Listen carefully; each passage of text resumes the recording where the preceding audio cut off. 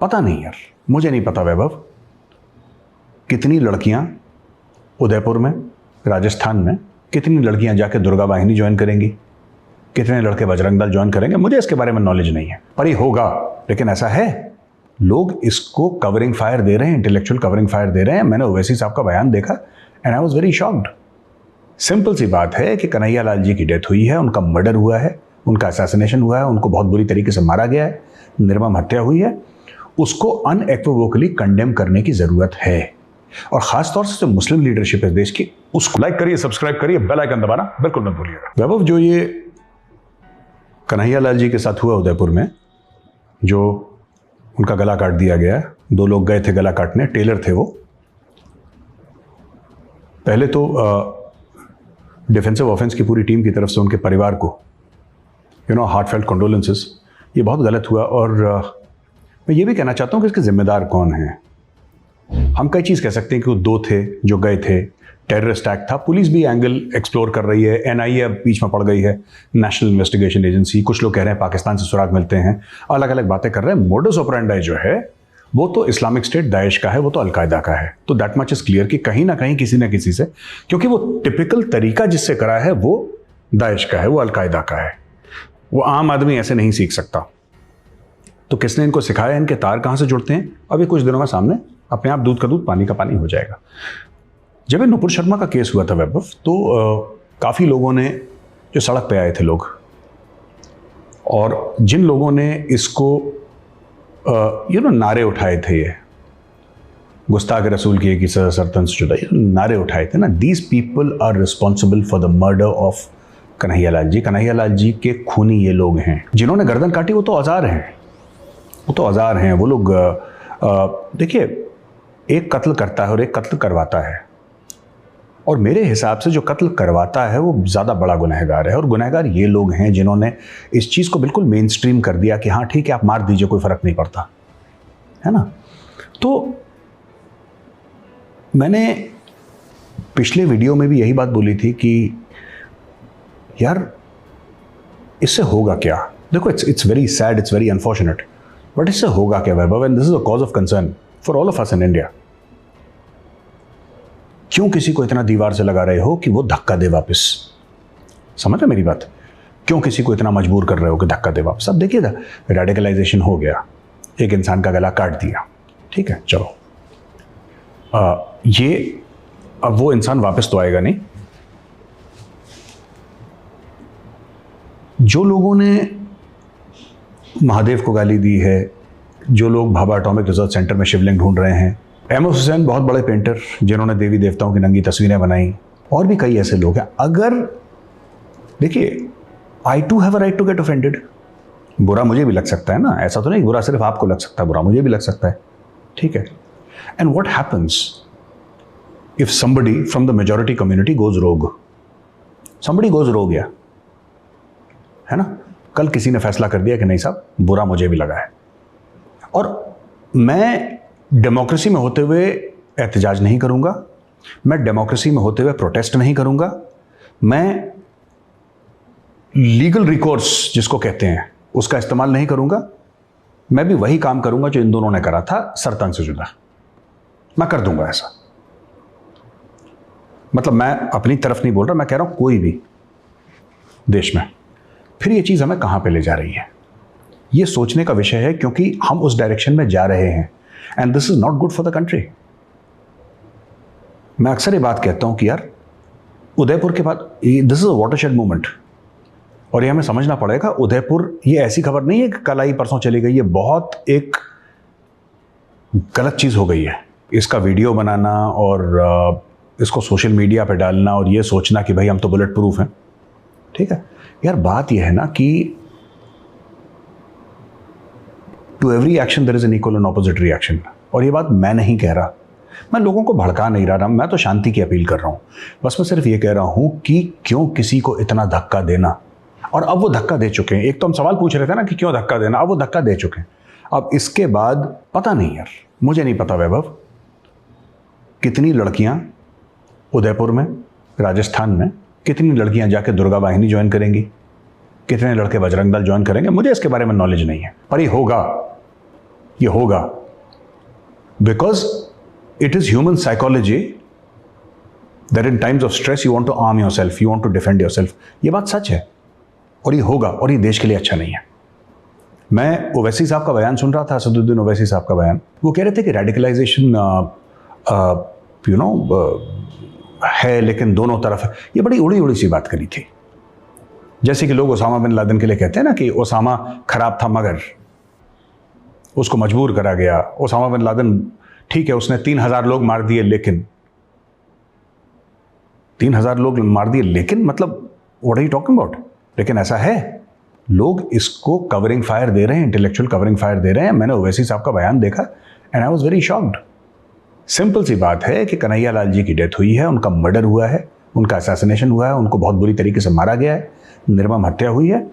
उसको अनएक्विवोकली कंडेम करने की जरूरत है, और खासतौर से जो मुस्लिम लीडरशिप है देश की, उसको कंडेम करने की जरूरत है। शाही इमाम का एक बयान आया था अभी, तो शाही इमाम ने तो साफ तौर से बोल दिया है कि यह गलत है और बिल्कुल गलत है। शाही इमाम ने कोई इफ और बट वाली बात ही नहीं करी। शाही इमाम ने यह नहीं बोला कि मगर ऐसा, लेकिन शाही इमाम is not a mass political leader. वो तो शाही इमाम हैं जामा मस्जिद दिल्ली के, उनकी वो फॉलोइंग नहीं है जो ओवैसी की है। ये सब जो मुस्लिम लीडर्स हैं, जो पॉलिटिकल लीडर्स हैं, उनको बोलना चाहिए। और खुद ओवैसी का भाई देखिए ना, ओवैसी के भाई ने क्या क्या बयान दिए हैं। अब मैं ओवैसी साहब से डिफेंसिव ऑफेंस के माध्यम से एक बात पूछना चाहता हूं कि सर आप मुझे बात बताइए, ठीक है गुस्ताख रसूल की एक ही सजा सरतन से जुड़ा, मैं भी कहता हूं हाँ। अब आप बताइए आपके भाई के लिए क्या सजा होनी चाहिए? जो महादेव की मजाक उड़ाए, जो हमारे देवी देवताओं को गाली दे, उसकी क्या सजा होनी चाहिए? जरा एक बार हमें भी समझा दीजिए, हम भी समझना चाहते हैं आपसे। आप लीडर हैं, बहुत बड़े लीडर हैं, रोज टीवी में 4 बार हम आपकी शक्ल देखते हैं। ये मेरा ओवैसी साहब से सवाल है कि साहब आपका जो भाई है छोटा अकबरुद्दीन, उसके लिए कौन सी सजा होनी चाहिए? उसके वीडियोस पढ़े मेरे पास, मैंने ट्वीट करे उसके वीडियोस, उसकी क्या सजा होनी चाहिए? हर वो मौलाना मौलवी जो टेलीविजन पे आके गालियां देता है, नुपुर शर्मा तो याद रह गई कि नुपुर शर्मा ने बहुत गलत करा साहब, बहुत गलत करा नुपुर शर्मा ने। चलो आपको नुपुर शर्मा की याद रह गई, गुड फॉर यू। उसके पहले जिन लोगों ने गाली दी थी उनके लिए क्या सजा है? जरा मैं ये सवाल पूछना चाहता हूं सबसे। और वो सजा अगर कल कोई हिंदू भड़क के बोले कि नहीं मैं संविधान में नहीं मानता, मेरा विश्वास नहीं है संविधान में, लॉ एंड ऑर्डर में, मेरे महादेव आराध्य देव हैं और मैंने सोच लिया है कि मुझे इसके बारे में कुछ करना है।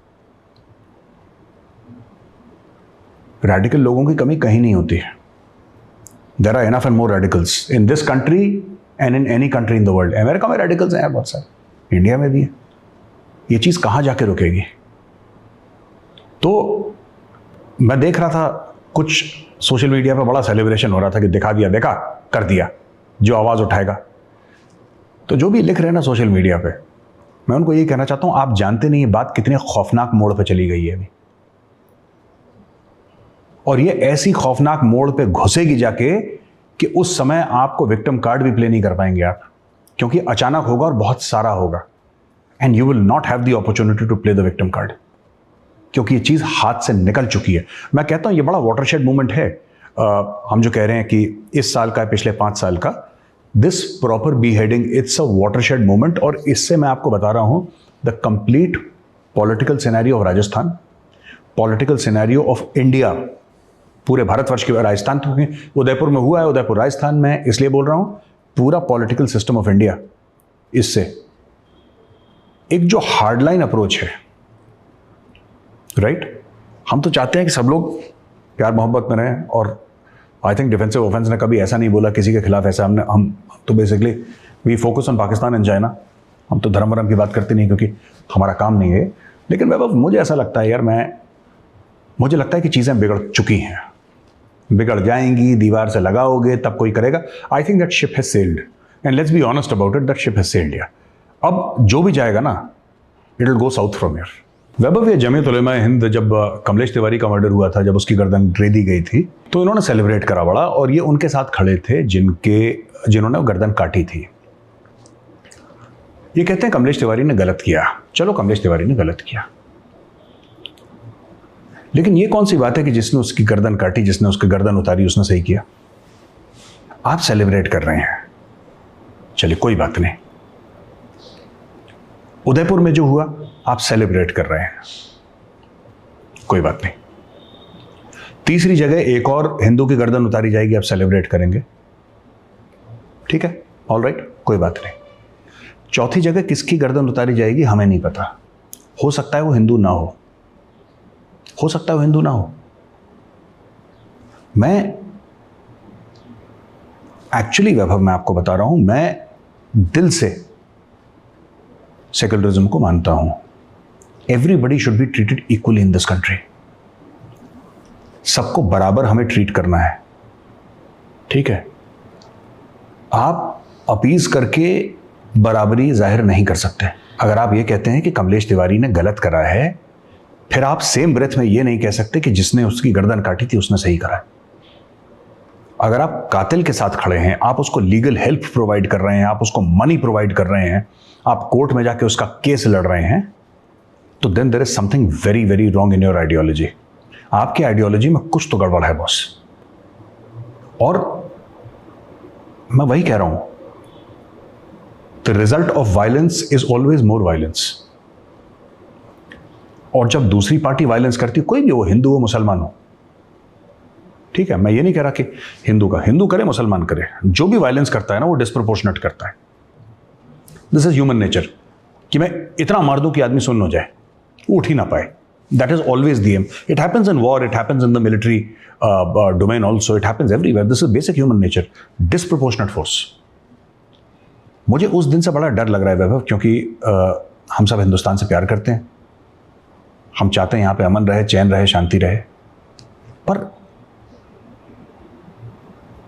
अगर कोई भी गर्दन काटने वालों के साथ में खड़ा रहेगा, मैं बताता हूं होगा क्या वैभव। क्योंकि मैं लोगों के बीच में रहता हूं, मैं लोगों से मिलता हूं, हर रोज मेरी मीटिंग्स होती हैं, मैं आम लोगों के बीच में भी रहता हूं, मैं माइंडसेट समझता हूं लोगों का। मैं अग्री करूं ना करूं, मेरे अग्रीमेंट या डिसएग्रीमेंट से जीरो फर्क पड़ता है।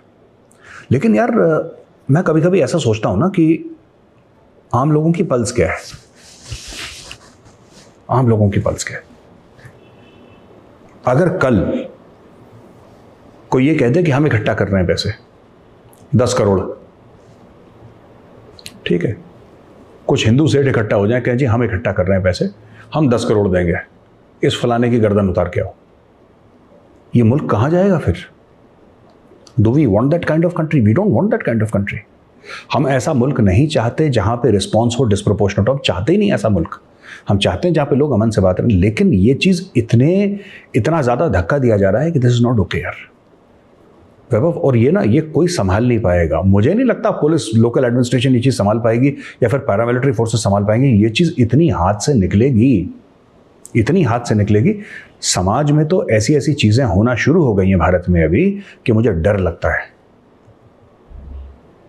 मैं ऐसा कोई कमेंट नहीं करना चाहता वैभव जो कि कंट्रोवर्शियल हो जाए। नोएडा में, हम नोएडा में रहते हैं, आप नोएडा में रहते हैं, नोएडा में 10-12 साल के अंदर, ठीक है, जो यहाँ पे लोकल एमएलए होगा ना वो बांग्लादेशी होगा। 10-12 साल के अंदर कर लो जो कर सकते हो। वो बांग्लादेशी मूल का होगा, वो झूठ बोलेगा कि मेरा नाम सुदित्य दास है और मैं मालदा का रहने वाला हूं। क्योंकि जितने भी यहाँ पे जिस भी बांग्लादेशी से पूछो वो कहता नहीं मैं वेस्ट बंगाल का हूं, मैं मालदा का रहने वाला हूं। पता नहीं मालदा की पॉपुलेशन कितनी है।